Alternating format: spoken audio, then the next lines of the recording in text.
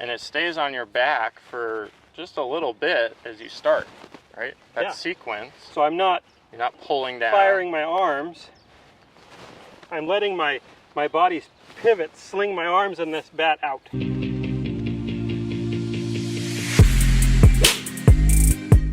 Okay, so we've gone through 6 keys. Now we're getting into the 7th, which is another pretty important piece of the puzzle.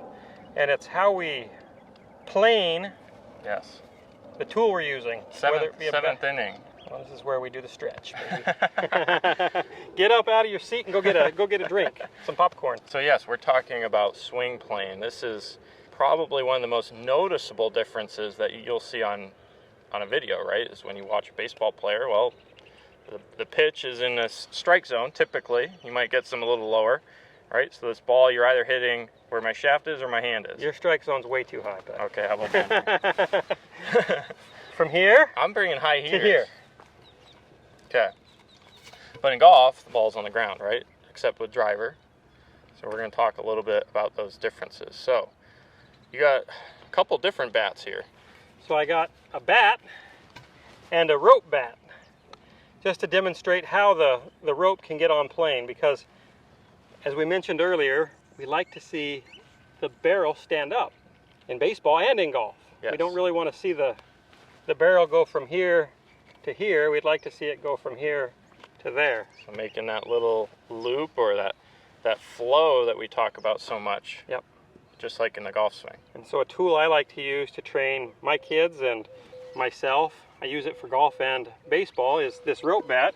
If I put it on my shoulder like this, now when I go to swing, I use my body to turn, and that bat naturally, this rope naturally will line right up to my rotation. And it stays on your back for just a little bit as you start, right? That sequence. So I'm not You're not pulling down. Firing my arms. I'm letting my body's pivot sling my arms and this bat out.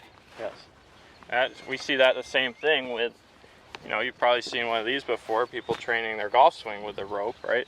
So they kind of take it up to the top, leave it on their back for a second, and then sling it off, right? Yep. So there's a good flow to it. It's a good tool to train you to use your pivot to create the energy versus your arms. Okay, but as they could see, that thing is swinging on a little different plane than this thing was.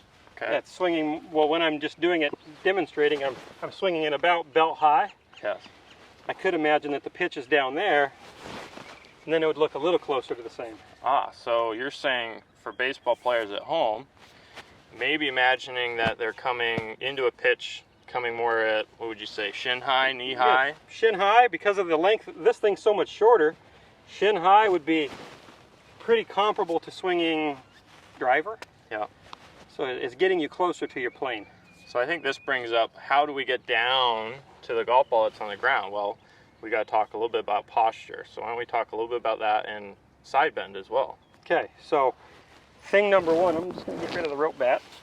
When I'm swinging this baseball bat, you can see my posture is fairly vertical.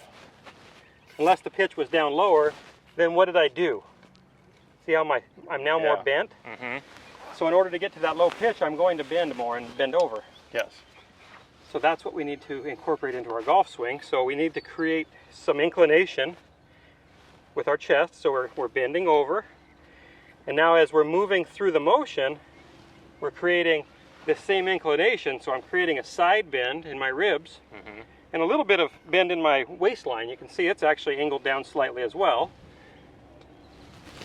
That way when you turn through, you can see now your chest and shoulders are more on this plane, whereas if the pitch was a little bit higher up, you're more on this plane. So to get this down, all I'm doing is creating a little bit more bend to lower it. So you have some bend in your ribs. You also have a little more hip hinge, like you talked about. Got to have the hip hinge to keep your body out of the way. If I don't have that hip hinge, then I'm going to have to get down there a whole nother way, and it's a little more complicated. And you have some more roundedness up in your upper spine as well. For sure.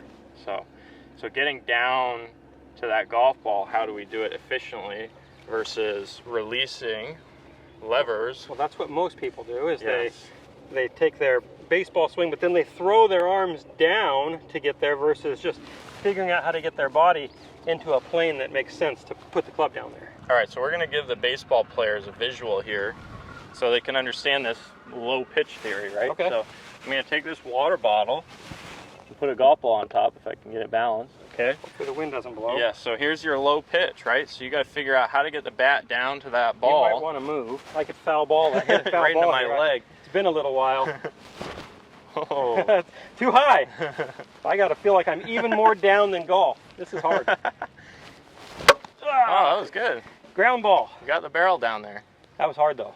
That's a good That's drill, a good drill, though. actually. I'm Yeah. going to use that one. That'll get you You're gonna flexing, huh? You're gonna get down there. Yeah. So that gives you a little bit of a visual understanding of, especially with irons, that's going to be more the feel. A driver is going to actually feel more like a pitch, maybe a knee high, right? Yeah. Because it's a longer club than a baseball bat, right? So this thing is 34 inches. Actually, this one's 33 inches. My driver is 45 and a half inches. Yeah. Significantly longer, It's so I can more reach like- to the ground like this. like you always say, I hear this in lessons all the time, it's more like swinging a telephone pole. So for the telephone pole, if you were swinging that around the ground, you'd be a little bit more upright, and it's a little bit more of a round swing, a little more level, right? So just like in baseball, kind of similar. So it's maybe a little more hip hinge, a little more round in this, but it's closer. Yep. Okay.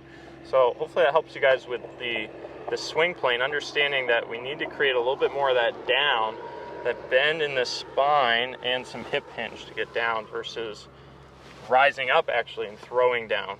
That's not the way we really want to create speed. Not optimal. Just like in baseball, we got to use that rotation.